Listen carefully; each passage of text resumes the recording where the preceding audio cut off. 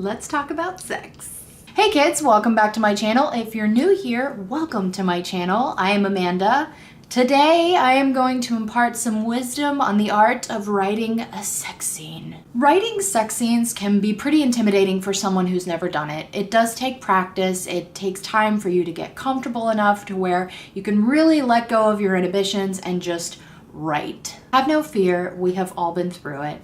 I, for one, when I first started writing sex scenes, I was a hot ass mess. And not in a good way, let me just tell you. But with a little bit of practice, you'll have your readers blushing and swooning in no time. So the first thing that you need to do when including a sex scene or a love scene in your story is to determine whether your scene is going to be a sex scene or whether it's going to be a love scene. Pretty much what that means is, are you going to focus on the emotion or are you going to focus on the physical? Do you want your scene to be more emotional, more romantic?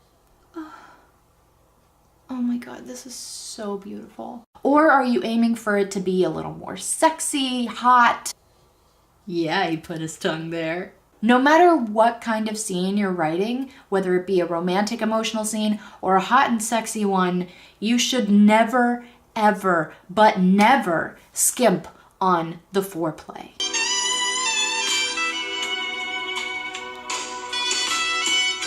Foreplay is essential to any love scene or sex scene. It builds up the tension both for your characters and for your readers. And have you ever read a sex scene where they just get straight into the business? It's not sexy. Granted, I know that there are certain instances, both in real life and in storytelling, where they just want to rip each other's clothes off and just get down and dirty.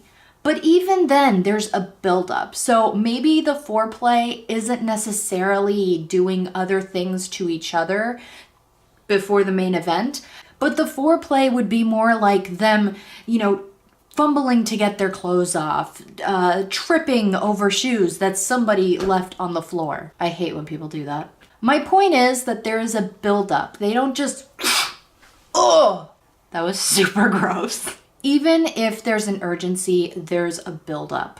So do not ever skimp on the foreplay. Tip number 2, euphemisms, do away with them. Very limited use of euphemisms. Seriously, do not call it a pike staff. It's a cock. Just say cock, or dick if you prefer. Member is okay.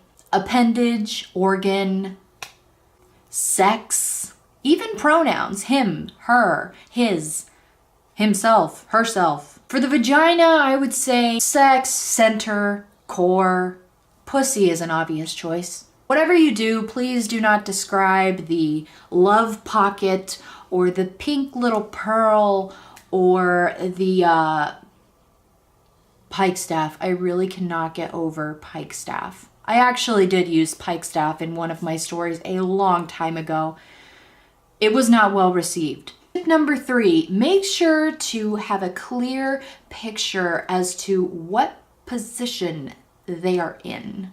You don't have to give extreme detail, but even just a couple of sentences, just so that the reader can form a picture in their mind of what's going in, where, when, and how. There is literally nothing worse than reading an emotional or a steamy sex scene and being like, okay, so are they doggy or missionary? What's all oh, she's going down on him, I see. Tip number 4, have a clear idea in your mind as to what the relationship is between your two characters before the scene takes place. In order to write a realistic sex scene, you have to know the relationship between these two people. Are they strangers? Are they lovers? Are they friends? Are they a new couple?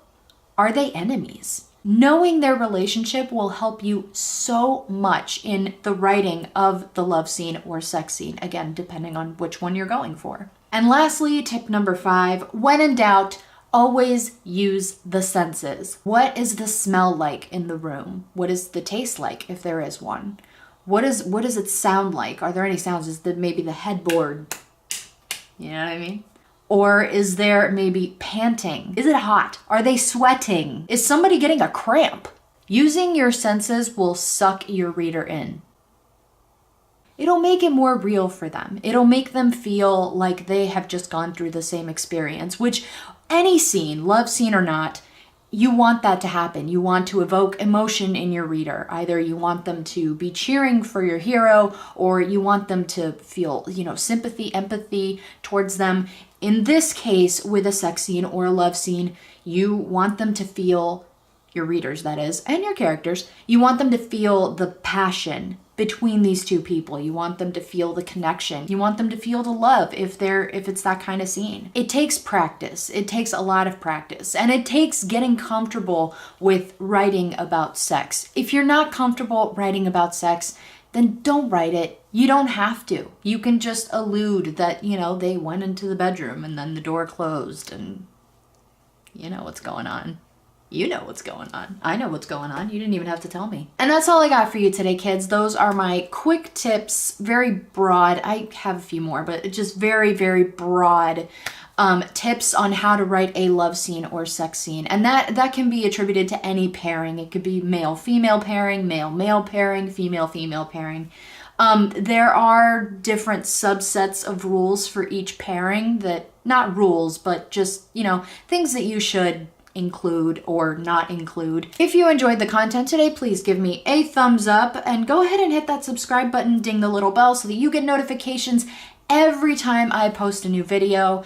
If you guys liked this video and you want me to do another video similar to this, maybe focused more on male-female pairings or on male-male pairings, female-female pairings specifically, let me know in the comments below, or you can always tweet me at @theAmandaWilmot. Be sure to follow me on social media if you are not already. Links are listed below. Thank you guys so much for watching, and I will see you next time.